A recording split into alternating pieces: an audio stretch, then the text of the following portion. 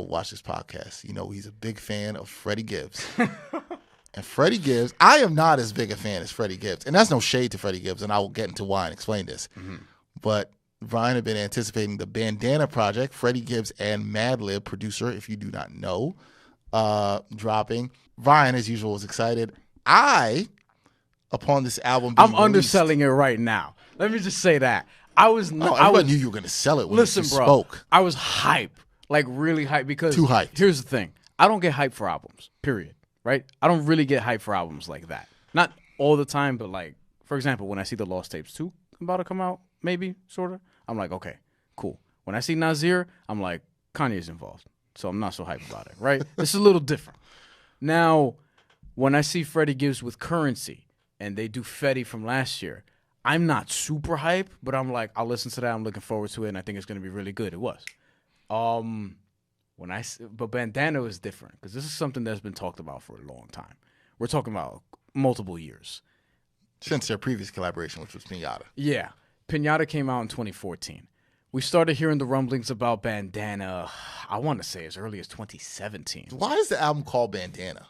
That's something I've been wanting to know. I don't know. Why is Pinata? Why is Bandana? I'm probably not the person to ask. I got to do some digging into that. I'm surprised nobody's asked that.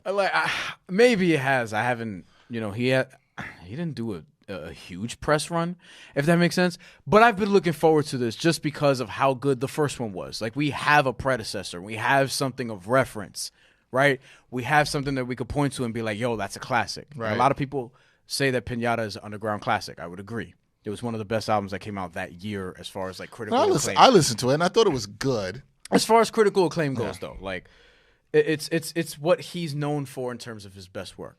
Mm-hmm. But bro, this album, listen, first Bandana dropped, the song Bandana, right? Or was it Flat Tummy Tea? I don't remember which one was first, but it was Flat Tummy Tea. It was Bandana, which was not on the project, which surprised me because it's called Bandana. It was a really good song, right? And I love that song.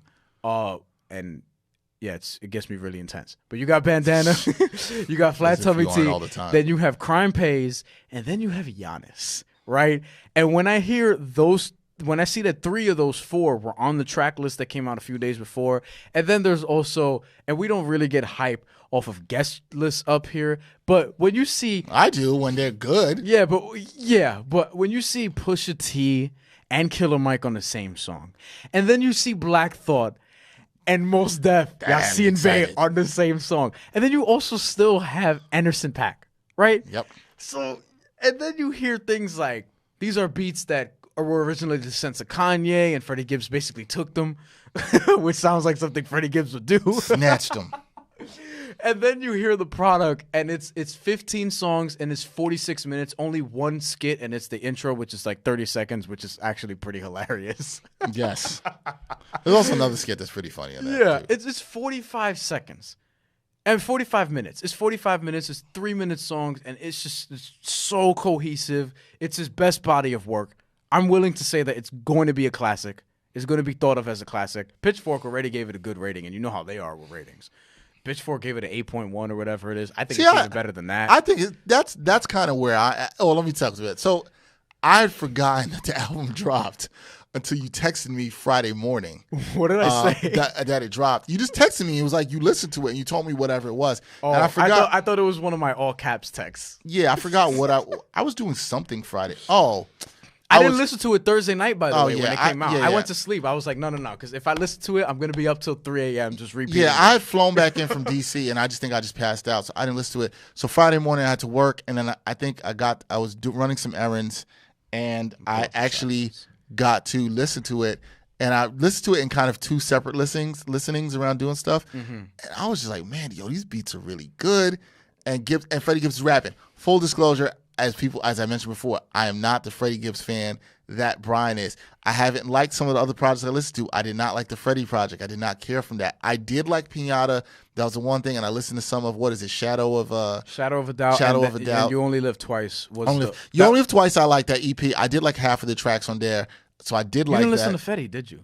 Because you would like that. That's Alchemist production. Yeah, I didn't. I think because I don't really care for Currency, but like I didn't listen to Currency did his thing on that. Yeah, you should listen to. I did also. So I went and listened to a couple stuff. I did enjoy the Static Selector EP that he had. Oh yeah, from That 2011. I actually OG really, Freddie Gibbs. Yeah, that still I selling crack Freddie Gibbs. that I really liked.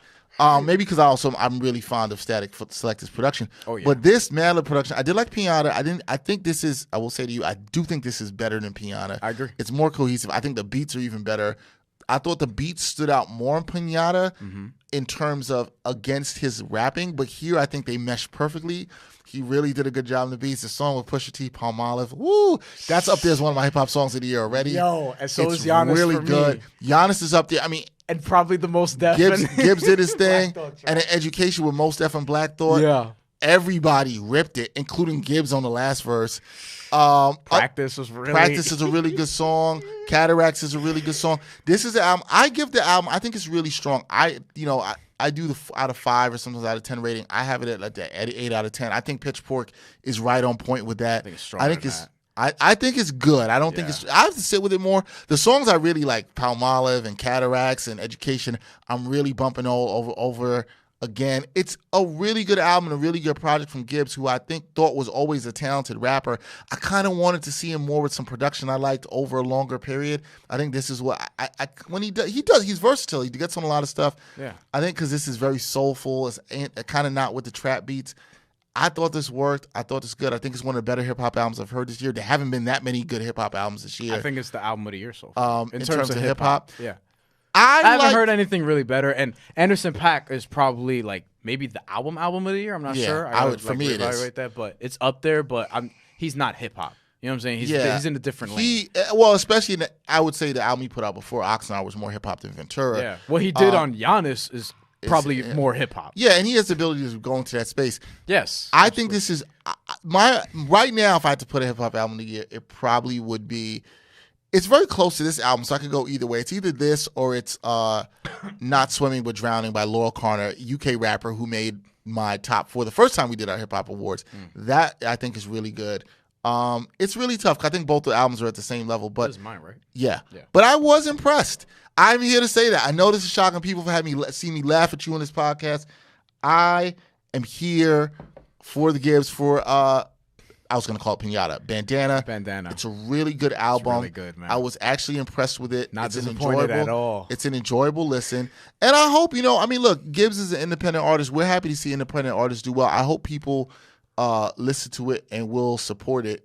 But yeah, it was a good project. Now, I find what I love is that he also didn't care that Chris Brown was dropping the same day. He didn't care that Daniel Caesar's dropping the same day. Yeah. DJ Mustard, like and then Chance the Rapper, his acid rap, it goes on streaming platforms. Like he just didn't care. He dropped it out, and I think that worked for him also because it made him stand out. Right. Because now you see what the project is, right? You see all the acclaim that it's getting on Twitter because Twitter is already saying it was album of the year. And Twitter could be hype beastie or whatever. I think it can. I think so. I think when something's good. I'm going to sit with it a little more. It's one of those things where, and that's what it is. It's a little easier this year because I haven't heard anything where right away I'm like, oh man, like this is dope. Yeah. Outside of maybe Anderson .Paak, I like Lil Sim's album.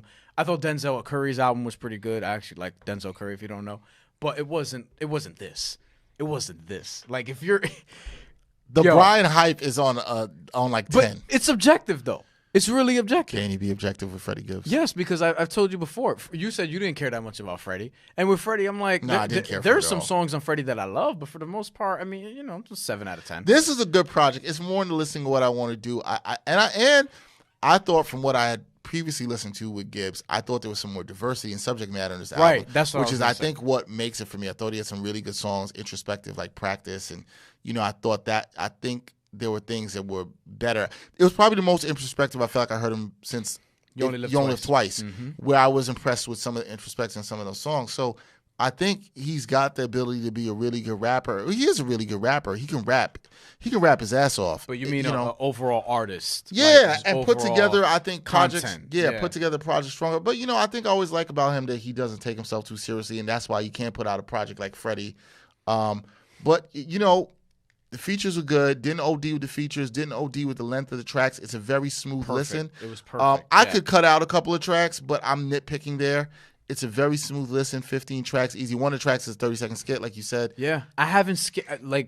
I've listened to it probably 5 times now straight through. Yeah. 4 or 5 times straight. I haven't skipped a song. So you've got. There have been songs that I've replayed though. Like I've replayed Half Man, Half Cocaine. I replayed Freestyle Ish. I replayed Crime Pays. Palomolive, Flat Tummy. Well, I heard that when that was already out. Giannis, Practice. Education. Production's great on all those songs, man. So right, it's really. And you know what I love about it too is the sequencing. Like when you listen to Freestyle Ish, that is the song that you should have first. Or yeah, it's a good starter to the album. Yeah, like there's no drums. You know what I'm saying? But like, see, I think a lot of that comes with. This is why I'm a fan of people working with one producer when there's a chemistry there. These are the things that a producer is going to guide you through in and talking about the sequencing and all that stuff. 444. And that comes through. Sometimes I start to, as the older I get, I enjoy some of these albums more where people work with one producer and just lock in. Or you got to get a good team, maybe 2 or 3 producers that kind of fit a sound. That's also where I see a good thing. You don't. Sometimes people go for 7, 8, 9 producers. It's like too much. And this is where Madlib to that point outdone himself because in Pinata, a lot of the beats were great and also similar vibe that you get from them. And Half Man, Half Cocaine, there's a trap, but it works. Yes, and in that song and in other songs, he's switching beats. Mid-song. You know what I mean? And Freddie Gibbs is just going like a Flat Tummy Tea, there's a beat change and it just continues. There's another song that's escaping me. Maybe Goddamn, I don't remember. But there are other songs. Yeah. There's other songs where there's beat changes. And then Madlib has some trap elements in it. Like, it's really good. There are some songs that sound gruffer than others. They don't sound as polished, and it works. Like the Most Def and Black. Almost like they all were rapping through a phone, and I kind of like that. Yeah, vocally. exactly. And I heard Parks explaining this on the Joe Budden podcast. He's like, they meant to do that. Like, you're not adding stems or something like that. Like the way Madlib is doing it, it's meant to sound like that. And that's not a cop out to be like, why wasn't the quality like? No, some music is meant to sound like that. There's a reason why 36 Chambers is gets the acclaim that it does. It's funny you bring that up because I was talking about the album with my boy the other day. We both were talking about he started doing it. I planned to do this for a year. I'm gonna actually start. I'm not really big into collecting things, but I'm gonna start a vinyl collection. And I want to get some jazz and hip hop albums and stuff in other genres that I like, that warmer, analog, gritty sound. There's certain music that it just sounds better with that.